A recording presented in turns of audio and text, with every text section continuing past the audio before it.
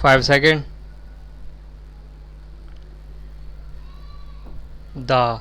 present appeal by special leave is directed against the order dated 1st October 2012 passed by the High Court, whereby the learned single judge in exercise of the jurisdiction under section 439 read with section 482 of the Code of Criminal Procedure 1973 has set aside the order dated passed by the learned additional sessions judge Saket Court, Delhi, who had guaranteed the benefit of anticipatory bail to the appellants in FIR number AA instituted for the offence punishable under section 420 IPC, registered at Police Station, Defence Colony, New Delhi. The factual matrix that is required to be exposited for the purpose of disposal of the present appeal is that the second respondent filed an FIR against the present appellants, alleging that both of them had conspired against him, and in furtherance of the said conspiracy they had subjected him to cheating, criminal breach of trust, and have misappropriated the money. As alleged in the FIR, the appellants allured the said respondent to buy a property situated at Lodi Road, New Delhi, for which he paid an advance of rupees 1 crore. As the narration would unfold, it was appraised by the appellants that the property comprising entire basement floor and entire ground floor with one servant and imperishable share of ownership right in the land underneath would be sold to him, and he will be delivered vacant peaceful physical possession. There are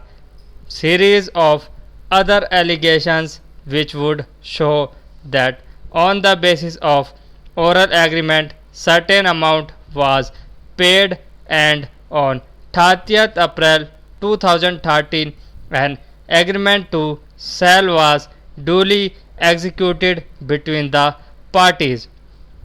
It is also the case of the informant that remaining part of the amount rupees 4 crores was to be paid to the accused persons at the time of registration of the sale deed on or before 26 September 2011. As the allegations proceed after receipt on the amount, the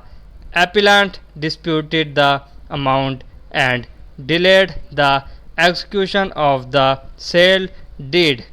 On an inquiry being made, the second respondent came to know that the appellants had entered into an agreement to sell the said property to a third person. That was the foundation to lodge the FIR.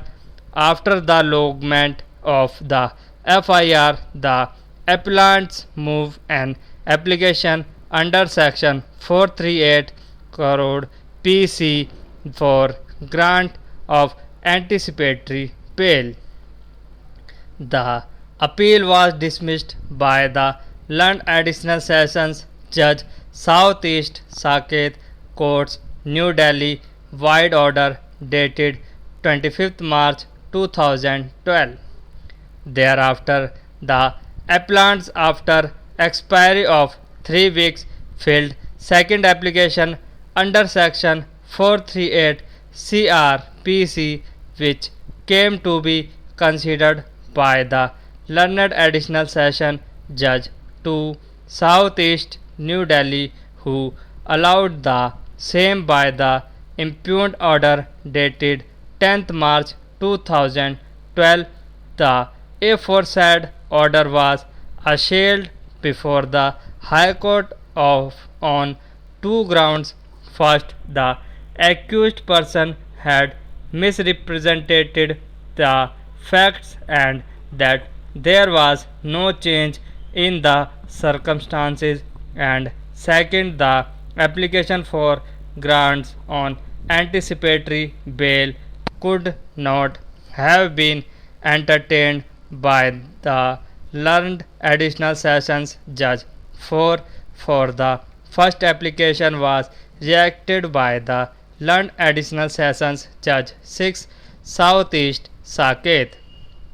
The High Court referred to certain decisions with regard to the parameters for grant of anticipatory bail, absence of change of circumstances, conduct of the accused person in the manner in which they had executed the agreement for sale, the need for custodial interrogation, and the impropriety in view of the fact that another court had entertained the application for consideration despite the fact that the first application was earlier rejected by another court, and analyzing these aspects set aside the order for grant of bail. It is necessary to state here that the High Court has drawn a distinction between an order passed which is perverse in nature, inviting the worth of impropriety, and a cancelling order of bail due to supervising circumstances after the grant of bail. We have here the learned senior counsel for the appellants, learned ASG for the state of NCT of Delhi, and the learned counsel for the informant, the second respondent. On a appraisal of the order passed by the High Court, we find that it has felt disturbed that the second application under section 438 CRPC was allowed by another additional sessions judge who had not dealt with the first application. It has opined that the second judge could not have entertained the bail application, especially when the earlier judge was available to elaborate. The additional sessions judge who has dealt with the matter on the first occasion had neither been transferred from the said court nor had he become incapacitated to court to court.